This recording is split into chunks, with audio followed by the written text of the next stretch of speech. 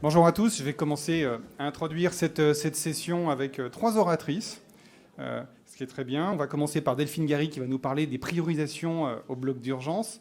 Ensuite, on va parler de réanimation de prélèvement d'organes. Et puis on finira avec Fanny qui nous parlera du choc hémorragique en périopératoire.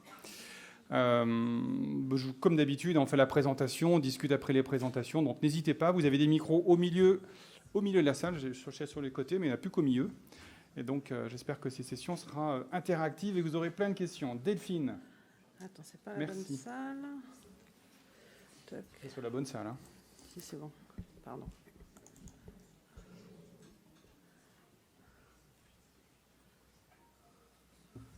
Bonjour à tous. Merci de m'accueillir pour vous parler de comment prioriser les patients chirurgicaux au bloc des urgences. Donc, je suis responsable de service d'un déchocage dans lequel on a la chance d'avoir 4 postes de déchocage. Juste adossé à ces 4 postes de déchocage, on a 8 lits de soins intensifs. Donc, je travaille au CHU de Lille. Et on a 4 blocs opératoires polyvalents. La politique au CHU de Lille, c'est extrêmement ancien, parce qu'avant, c'était les chirurgiens qui étaient responsables des urgences. Donc, ils étaient d'accord pour dire, on va vers le patient. C'est pas le patient qui vient vers les chirurgiens, c'est les chirurgiens qui viennent le patient. Donc, effectivement, on a 4 blocs polyvalents où il y a des chirurgiens viscéraux qui appartiennent aux urgences, qui travaillent à 80% là, et sinon, toutes les autres spécialités, ils viennent. On fait quasi toutes les chirurgies, sauf la neurochirurgie, et vraiment la grosse chirurgie cardiaque ou aortique supérieure qui va au bloc de CCV. Et derrière, on a 2 blocs d'orthotraumato. Alors pourquoi est-ce qu'il faut hiérarchiser les urgences? Est-ce que ça a un réel intérêt? Est-ce que ça permet de diminuer la morbimortalité? Est-ce que c'est juste pour optimiser les taux de vacation opératoire? Est-ce que c'est pour se faire plaisir, diminuer les délais préopératoires, dire on est les meilleurs du monde? Est-ce que ça permet de diminuer les actes opératoires en heures non ouvrables? Ou est-ce que ça, sur la morbidité notamment, ça diminue les conversions de cellulose en laparo? Alors c'est vrai que si on veut diminuer la morbimortalité, c'est assez logique, c'est les plus graves d'abord. L'optimisation des TVO, pourquoi c'est quand même important? Il y a un impact médico-économique qui est assez fort. Tous les chefs de bloc, on leur dit votre TVO, il a combien? Et s'il n'est pas à plus de 90%, on est quand même un peu tapé sur le doigt. En même temps, il ne faut pas avoir trop de taux de dépassement non plus. Puis c'est de la rentabilité, c'est plutôt médico-économique. Diminuer les délais préopératoires, ça a peut-être quand même un impact sur la morbimortalité. Et puis c'est aussi le confort du patient. Le malade, monsieur, on vous opère à 10 heures. Quand il arrive à 16 heures au bloc, il n'est plus dans le même état d'esprit. Et puis, c'est aussi probablement du confort du personnel. Diminuer les actes opératoires aux heures non ouvrables. Alors moi, j'ai de la chance, c'est un bloc qui marche 24-24, donc il n'y a jamais de fin. Personne ne me dit, t'es gentil, mais moi, je finis à 16h, je finis à 18h. Mais c'est la vraie vie. Les gens, ils veulent bien commencer tôt le matin, mais il y a aussi, ils ont envie de rentrer chez eux, et c'est assez logique. Donc, diminuer les actes opérateurs en heures non ouvrables, ça permet d'améliorer la qualité de vie et les conditions de travail. Et aussi, ça a un impact sur la rentabilité. Alors demain matin ou hier matin, je ne sais pas, prenez les transmissions et vous avez une appendicectomie, 12 ans, il va bien, il est rentré la veille, il a un peu mal au ventre, il a eu un peu de perfalgan, il va falloir l'opérer. Une fracture, il était bourré, il s'est cassé la gueule par un mec dans la rue, une fracture ouverte de la mandibule, 35 ans. Thrombose, elle vient d'arriver, de pontage, 65 ans, une ischémie subaiguë, ASA3, et puis qui a porteur de BMR. Un kyste pilonidal, on l'a vu hier, mais on l'a reconvoqué, il revient ce matin, et il est déjà prêt, il est à jeun. Et puis, c'est pareil, dans la nuit rentrée, une hernie étranglée, 75 ans, et des signes de souffrance digestive, ASA3. C'est la vraie vie, ça, pour vous? Ouais, c'est pas totalement exagéré. Mais il va falloir prioriser ces patients-là. Alors, forcément, on va mettre les plus graves d'abord. Mais vous avez combien de salles dispo? Qu'est-ce que vous pouvez mettre tout de suite en salle où il n'y a pas du programmé? Puis en fait, est-ce que vous avez le matériel? La mandibule, on a les axes, on a pris les empreintes, il est passé le prothésiste. Le chir, est-ce que c'est le même qui fait l'appendoc, le kyste pilonidal et la hernie étranglée? Puis la thrombose, il aura peut-être besoin d'un chirurgien viscéral. Est-ce que vous avez différents chirurgiens? Est-ce que vous avez un pédiatre, plus 2 chirurgiens viscéraux? Donc ça dépend aussi de vos personnels chirurgicaux. Et puis du nombre d'IAD et du monde du BOD, il n'est pas question d'ouvrir un bloc opératoire sans unibod. Et heureusement maintenant, la plupart, presque partout, sans IAD. Et puis le reste. Il y a la patiente qui est reconvoquée pour son cancer. Ça fait 2 mois qu'elle attend son bloc. Est-ce qu'on va repousser? Est-ce qu'on va déplacer? C'est extrêmement désagréable quand on attend depuis 2 mois son bloc qu'on se fasse, même si on explique que c'est pour des raisons d'urgence, piquer son tour au bloc. Beaucoup d'études ont regardé l'impact de cette chirurgie non programmée. C'est souvent sur de la chirurgie digestive, ce qu'on appelle l'emergent general surgery, ou l'émergente en urgence versus la non-émergente, la chirurgie en heures ouvrables. Effectivement, on va dire que ceux qui sont opérés aux urgences, c'est les plus graves, parce que s'ils ne sont pas graves, on n'a qu'à pas les opérer en urgence.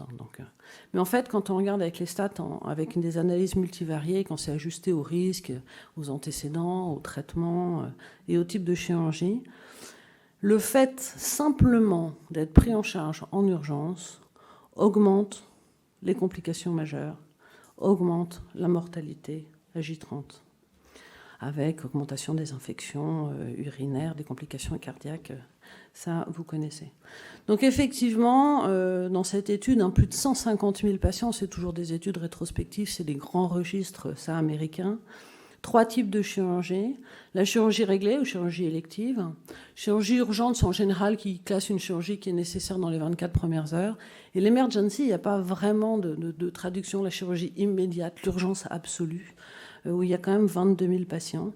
Effectivement, comme je vous disais, le biais, quand c'est pas ajusté, le fait d'être opéré en extrême urgence augmente la morbimortalité. Mais pareil, après régression logistique, en analyse multivariée, le fait d'être opéré en urgence est un facteur de risque indépendant de complications et de mortalité. Donc ça fait un peu écho, on se dit trauma, c'est grave, c'est hyper urgent. On a fait des filières, des acute care surgery, des filières du trauma grave. Et justement, on va faire le parallélisme et on va essayer de développer, en tout cas ils vont essayer de développer aux États-Unis, des filières de chirurgie d'urgence. Alors c'est connu en chirurgie abdominale, c'est en train de se développer en traumatologie et ça va de la prise en charge des rapports qu'on a avec les urgentistes, les radiologues, le diagnostic préhospitalier, la prise en charge au bloc et tout le circuit du patient en soins intensifs derrière. Cette étude assez récente que j'aime bien, ils ont regardé l'arrivée dans les services d'urgence de patients âgés avec un syndrome occlusif et ils ont regardé les impacts de mauvais pronostics et qu'est-ce qui est directement lié à la mortalité. Pour les malades non opérés, c'est la durée de séjour. Quand on n'est pas opéré et qu'on est un peu vieux, qu'on arrive, chaque jour supplémentaire d'hospitalisation augmente la mortalité de 7,6%. Chaque année, plus on est vieux, après au-delà le vieux, c'était 78 ans dans cette étude, augmente de 2,6%. Ça, on ne peut pas y faire grand-chose. Par contre, le délai préopératoire dans cette étude, il n'y a pas beaucoup d'études qui montrent ça. Chaque jour préopératoire augmentait la mortalité de 4%. Donc, quand on dit qu'il faut diminuer les délais opératoires, dans la chirurgie d'urgence, il y a un réel bénéfice à travailler pour permettre la diminution de ces délais. Quelques facteurs protecteurs, comme le fait d'être une femme, ça tombe bien, et de faire des examens diagnostiques invasifs. Il y avait évidemment le score de fragilité que je vous ai détaillé là pour ceux que ça intéresse. Même dans la hernie, dans les hernies, hernie inguinale, hernie crurale, hernie ombilicale, il y a des études avec des populations énormes, 76 000 patients, où ils regardent la mortalité. Quand on endort une hernie, on ne dit pas le malade il va mourir. Donc rien que le fait de comparer la chirurgie le jour de l'entrée, ce qu'ils appellent l'immédiate, le lendemain ou au-delà de 24 heures, a un impact sur la mortalité. Et le retard chirurgical dans cette étude est lui aussi facteur indépendant de complications majeures, avec un autre ratio. Vous voyez, au-dessus, on augmente de 40% la mortalité si on opère ces patients au-delà de J1. Je pense qu'on a tous eu des petites hernies crurales ou hernies ombilicales qu'on repoussait au-delà de 48e heure. Alors, comment on fait pour essayer de diminuer ce délai préopératoire ? D'abord, on va apprendre à parler la même langue.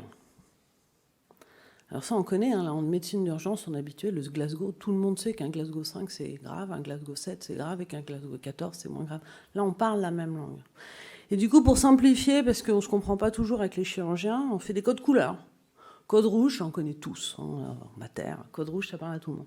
Donc effectivement, il y a l'American College of Surgery qui a fait ses classifications, la classification TACS, où code rouge, il n'y a même pas de délai. C'est la chirurgie immédiate, c'est ça saigne la rage, hein, c'est le choc hémorragique. La chirurgie dans l'heure, orange, c'est vraiment la souffrance d'un organe qui met en péril le pronostic vital, puis jaune dans les 6 heures, puis vert dans les 12 heures, puis un peu moins urgente, mais il ne faut pas quand même les oublier, tous ces patients, hein, à 24, 48 heures. Ceux-là, en général, c'est facile, on est prêt à tout arrêter pour un code rouge ou code orange. Ceux-là, si on les perd dans un coin, dans un service d'hébergement, dans un service d'urgence, on peut les perdre longtemps. Alors, il y a les Finlandais qui ont regardé ces classifications et qu'est-ce qu'ils faisaient? Est-ce qu'ils font bien? Ils ont utilisé, et c'est quand même un gros centre, hein, ils font 4350 chirurgies qu'ils ont regardé d'urgence. Dans la chirurgie code rouge, emergency, ils arrivent au bloc opératoire en moins de 26 minutes. C'est pas mal. Alors, c'est pas par rapport à l'heure d'entrée, c'est par rapport au diagnostic. Dans la chirurgie orange, hein, d'accord, donc on voit ce qui devrait être fait dans l'heure. Ben, ils ont que 5, même pas, enfin si un petit peu plus de 5%, 7% de retard. Donc pour les chirurgies urgentes, on est assez tous sensibilisés. Et puis dans les moins urgentes, celles qu'on peut faire après, un peu plus tard, dans les 24 premières heures, alors là, c'est là où l'écart se creuse. Et il y a plus de 25% des patients qui nécessiteraient une chirurgie dans les 24 heures pour qu'il y ait un retard de prise en charge chirurgicale. Dans cette étude, ils disent pas s'il y a une augmentation de la morbidité ou de la mortalité. Ils font juste un état. Est-ce qu'ils sont capables, en parlant la même langue, en mettant en place la classification, ils regardent où est-ce qu'ils peuvent s'améliorer. Le retard, on en parle moins, mais notamment c'est tous ces transferts secondaires qu'on fait, hein, que nos collègues urgentistes connaissent bien. Et effectivement, hein, le fait d'être transféré par défaut de chirurgien, par défaut de plateau technique, par défaut de soins intensifs, par défaut je ne sais pas quoi, est un facteur indépendant de complications et quasiment augmente, hein, les complications x2. Alors il y a les Anglais ils sont hyper organisés, il y a des vraies recommandations, hein, dans les sociétés NICE que vous trouverez, où c'est imposé par leur autorité de santé d'avoir des filières. Ils ont une classification qui est un petit peu plus floue, moins en heures. Immédiate, c'est dans les minutes, ok, donc on comprend que c'est dans l'heure. Urgent, dans les heures. C'est la menace vitale d'un membre ou d'un organe, mais par contre, c'est la seule classification qui inclut la douleur. Je pense que c'est un critère qu'on néglige un peu trop souvent. Expédited dans les jours du diagnostic ou de la chirurgie réglée. Alors j'aime bien parce qu'ils disent que c'est à régler en fonction du patient, mais aussi en fonction de l'hôpital et du personnel. On voit tous les problèmes. Je pense qu'on a tous les mêmes problèmes. Alors toujours ces Finlandais, ils ont regardé. Alors ils ont mis en place, ça c'est un vrai trauma center, hein. Ils ont un bloc d'urgence, ils ont 12 salles d'opération regroupées, ils ont 3 salles d'urgence qui sont ouvertes 24 heures sur 24, et ils ont mis en place une classification. On sent qu'il y avait des directeurs derrière, parce que la classification, effectivement, c'est encore les codes couleurs, un rouge, orange, jaune, mais en fait, c'est ceux qu'on va accepter de faire en nuit profonde, c'est-à-dire au-delà de 22 heures, et puis ceux vraiment entre 22 heures et 8 heures, on les fait si vraiment on est obligé, et ceux-là, on les fait pas. Hein. Je veux pas rappeler du personnel entre 22 heures et 8 heures, ça coûte un peu cher les astreintes. Et ils ont regardé quand même en parlant la même langue, et en s'adaptant, s'appropriant tous la même classification, et bien étonnamment, ils ont augmenté leur nombre de blocs opératoires. Parce qu'ils avaient des salles d'urgence que pour faire de l'urgence. Dans les salles programmées, ça marchait mieux et ils ont vraiment augmenté leur nombre de blocs opératoires et augmenté leur nombre de blocs opératoires pendant la journée. Et effectivement, ça va bien quand tout le monde décide de ne pas opérer entre 20h, 22h et 8h une fracture de l'avant-bras non déplacée, même si on a un très jeune chirurgien qui a le bistouri entre les dents, et qu'on parle tous pareil, ça diminue les actes chirurgicaux en nuit profonde. Le problème dans cette étude, c'est qu'après, c'était vraiment là le chirurgien qui décidait du code. Il n'y avait pas vraiment de discussion avec l'anesthésiste, c'est le chirurgien qui décidait, et qu'il y avait de plus en plus de codes rouges. Donc, ils réadaptaient tous les 2-3 ans pour dire, mais attends, on va quand même parler la même langue. Il y a une autre classification qu'on a utilisée dans l'étude avec laquelle vous avez peut-être participé, c'est la classification NEST.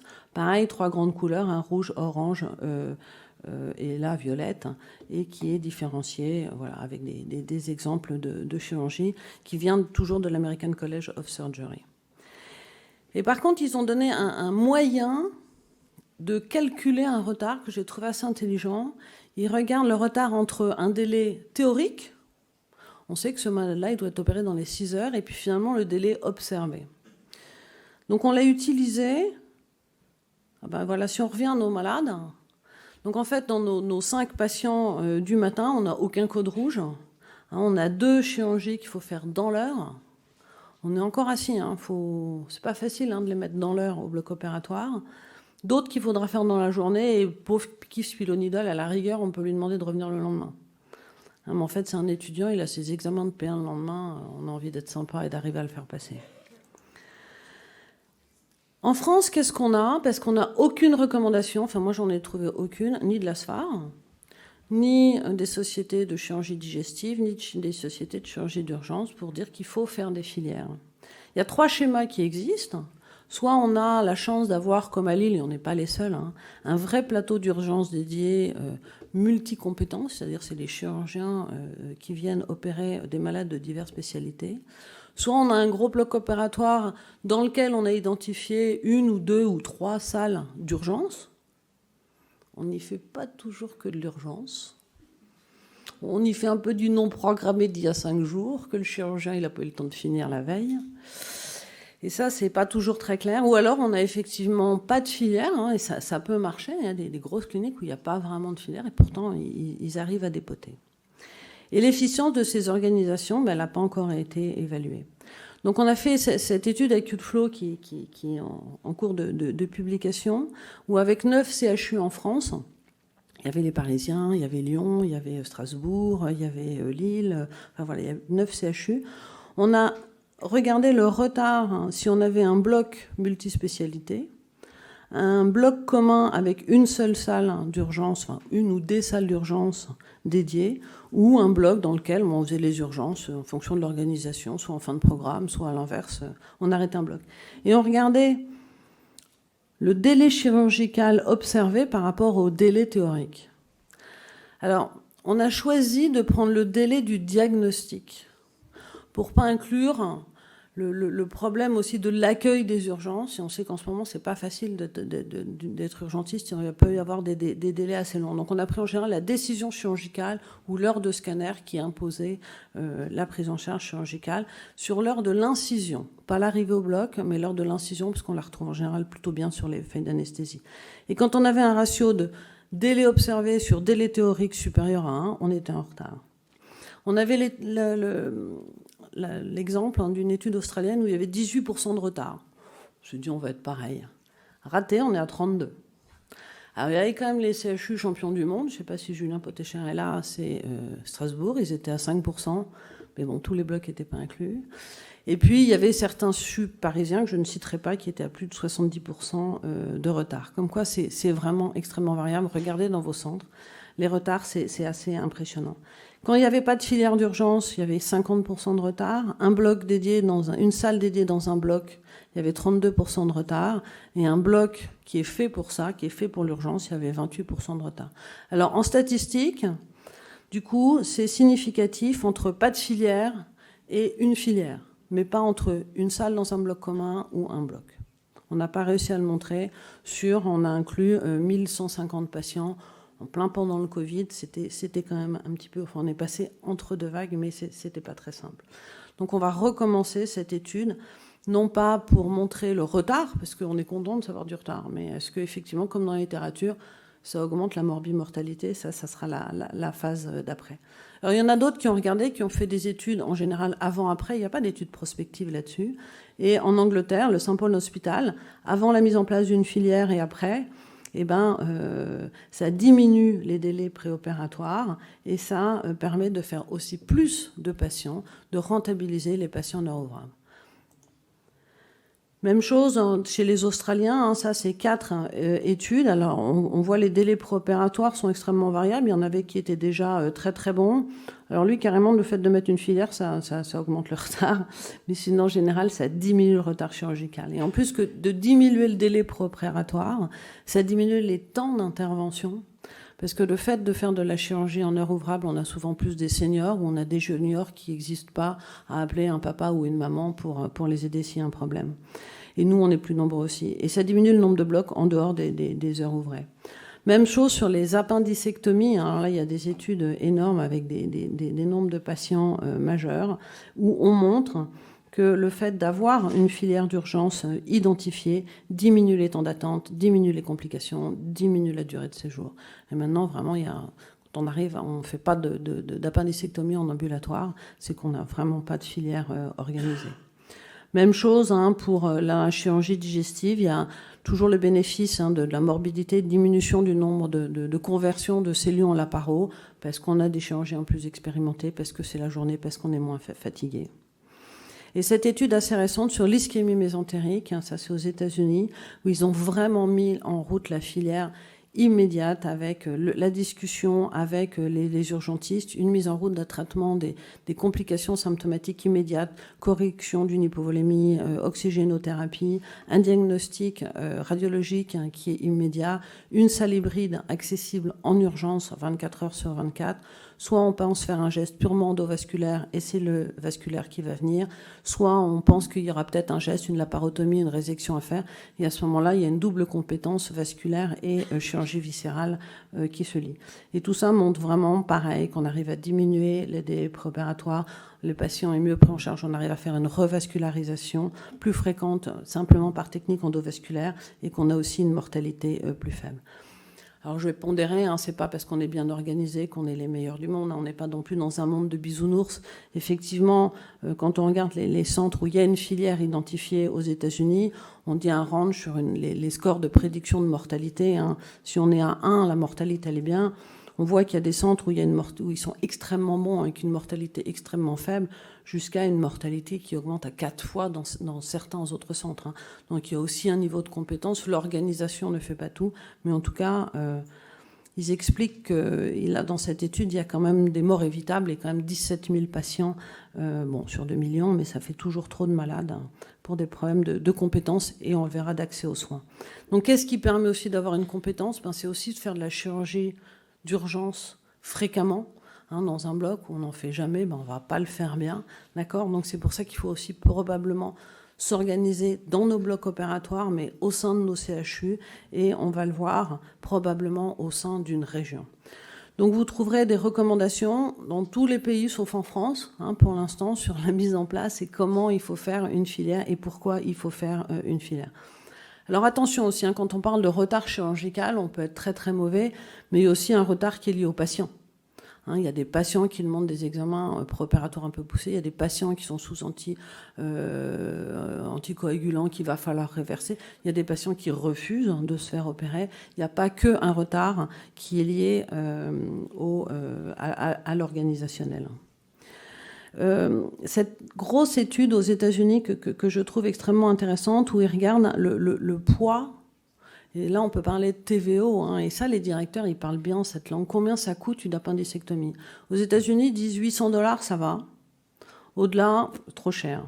Et en fait ils font 4 ranges entre moins de $500 et plus de $3000 pour la même appendicite. Et puis regarde pour les patients qui arriver précocement à l'hôpital, c'est-à-dire une appendicite simple, effectivement, par rapport à une référence de moins de $500, moins on arrive précocement à l'hôpital, plus ça va coûter cher. Même chose, moins on arrive tôt à l'hôpital, plus on a des complications de type péritonite et on va faire, en tout cas dans la diverticulite, des nécessités d'ostomie. Alors j'aime bien la conclusion de ce papier qui dit, on est en train de se demander si on va rembourser aussi bien les hôpitaux privés que les hôpitaux publics, mais peut-être qu'il va falloir dépenser de l'argent pour permettre l'accès aux soins à tous les patients. Et du coup, effectivement, et notamment en Angleterre, il y a des hôpitaux, des gros hôpitaux, qui ont décidé de ne plus faire de chirurgie d'urgence, de ne faire que du programmé, et même si au sein de leurs patients, alors les portes de l'urgence sont fermées, et même si au sein de leur service, le malade s'aggrave, ils préfèrent transférer ce malade, il faut que les transferts soient extrêmement efficaces, pour une prise en charge dans un centre adapté, avec les moyens adaptés, toute l'organisation. Et cette régionalisation, d'après des calculs, permettrait de diminuer un grand pourcentage de décès évitables. Alors effectivement, on n'a pas ça en France, mais quand on voit aux États-Unis, en fonction, les gros bleu marine, c'est là la densité de population, et les petits points noirs, c'est les gros centres d'acute care surgery. On voit qu'il y a des endroits où il faut quand même aller très très loin. Et puis effectivement, le poids, c'est pour ça qu'il faut aussi apprendre par les sous à nos directeurs si on veut mettre en route des filières. Aujourd'hui, le trauma aux États-Unis, ça coûte 400 milliards de dollars. La chirurgie d'urgence, c'est 28 milliards de dollars, pardon. Mais nos patients deviennent plus vieux, ils ont une durée de vie qui augmente, ils vont être opérés de plus en plus, et ils pensent qu'il va y avoir une augmentation de 50% d'ici 2060. Donc il va falloir créer ces filières. Donc aux États-Unis, il y a vraiment des appels aux idées, ils sont en train de s'organiser plus rapidement que nous, plus tard que les Anglais, où ils font des énormes registres de ces chirurgies d'urgence. Donc ça, je ne sais pas si Stéphane Barr est dans la salle, mais Amiens, il propose vraiment un registre de cette chirurgie d'urgence, un peu comme la trauma-base pour le trauma. Ils vont évaluer ces registres, ils veulent standardiser les procédures et permettre des publications, des high topics, de la formation dans les gros centres universitaires. Donc pour conclure, qu'est-ce que je peux vous conseiller ?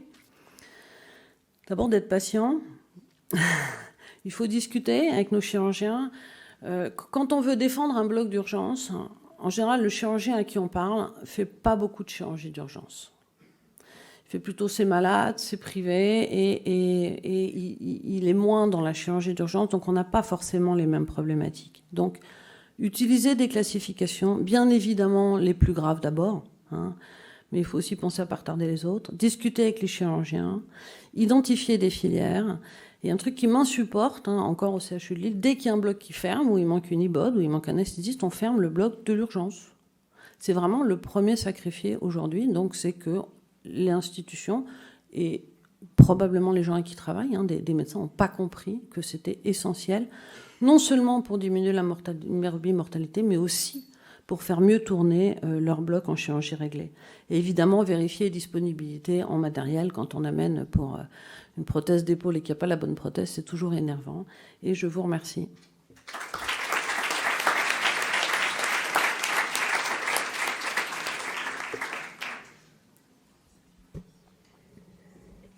Alors, y a-t-il des questions, des commentaires ? Moi, j'ai une question, en attendant que les gens réfléchissent. À partir de quel moment on se dit que là, il y a trop de retard, enfin, il y a trop de files d'attente dans mon bloc, je vais devoir transférer mes urgences. À quel moment puisque c'est aussi une perte de chance d'être transféré. Alors, je vais parler de l'expérience que je connais. À Lille, on a les trois filières. On a, nous, un bloc d'urgence aux urgences. L'hôpital d'à côté, c'est vraiment le gros hôpital de chirurgie digestive où ils ont 2 blocs d'urgence dans un bloc commun. Si un malade aurier se complique et que leur bloc est utilisé par une greffe, ils le transfèrent aux urgences. On fait aussi des transferts à l'intérieur de notre CHU. Le CHU a aujourd'hui, à ma connaissance, encore jamais transféré de malades qui étaient rentrés au CHU pour aller ailleurs. Le SAMU nous appelle de temps en temps pour de la grosse chirurgie cardiaque. On dit, il y a un malade sur la table. Enfin, voilà, de temps en temps, on a dévié. Mais on n'a pas encore transféré, mais parce qu'on n'est même pas capable de s'organiser nous-mêmes. Donc, je pense qu'avec les GHT, on va être obligé de parler de ça. Mais on ne sent pas une volonté. C'est pour ça qu'on veut absolument faire ce PREPS avec Acute Flow, montrer qu'il y a un impact sur la morbimortalité et un impact médico-économique. Mais moi, seul, je suis incapable de monter le projet médico-éco. On n'a pas... En France, on sait le coût de la chirurgie, on a des points ICR, mais c'est pour un bloc opératoire où on y fait de l'abcès de fesses, de la pindoc et puis de l'anévrisme de l'orthèse. On ne connaît pas vraiment le coût chirurgie par chirurgie.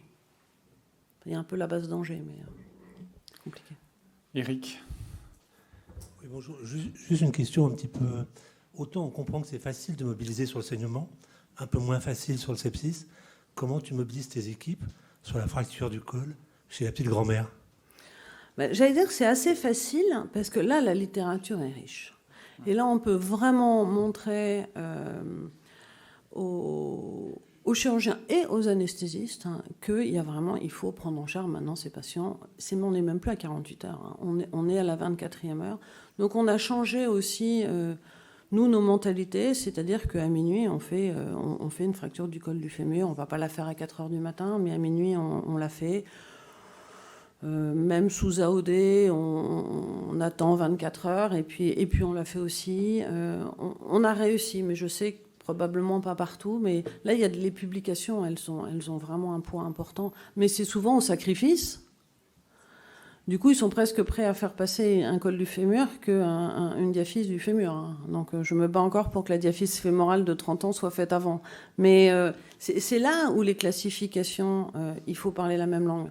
Alors, Stéphane Barr, et je pense que c'est pas le seul, hein, à Amiens, ils ont regardé toute leur chirurgie, on avait fait un peu comme ça dans Acute, et ils ont dit aux chirurgiens, est-ce qu'on est d'accord que ça passe dans telle classification?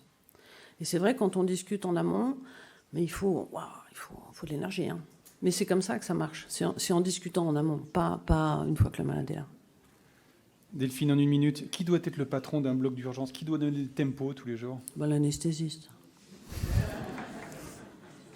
Je dis ça parce que des fois, tu as des structures, et à Lyon, on a des exemples. Il y a 2 structures d'urgence. Tu en as une où il y a 4 salles opératoires. Mais sur ces 4 salles, en fait, tu as 2 salles d'urgence molles, plutôt gérées par un viscéral, et 2 salles d'urgence plutôt dures, gérées par un orthopédiste. Et sans que les patients puissent passer des 2 premières vers les 2 deuxièmes quand ça déborde. En fait, tu as des espèces de segmentation comme ça, et au milieu, les anesthésistes qui rament pour essayer de faire avancer le système. Et je pense complètement comme toi qu'à la base, les salles doivent être indifférenciées et il doit y avoir un gazier qui donne le tempo du matin au soir. Alors je vais caricaturer, hein, parce qu'il y a quand même des chirurgiens qui sont vraiment super brillants, mais il suffit de leur demander de raconter l'historique du malade et pourquoi ils veulent le faire passer en premier ou en dernier, avec tous les antécédents et toutes les thérapeutiques. Je pense que la différence, elle sera vite faite. Merci Delphine. Dernière remarque, non?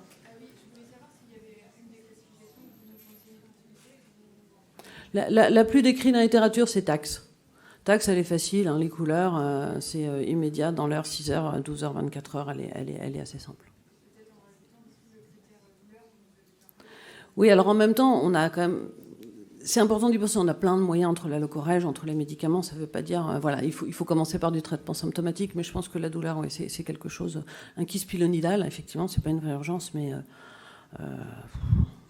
ils ont l'air d'avoir mal, hein. On les repère, hein, d'ailleurs, et c'est les seuls en décubitus latéral sur les brancards aux urgences ou à plat ventre. Merci Delphine.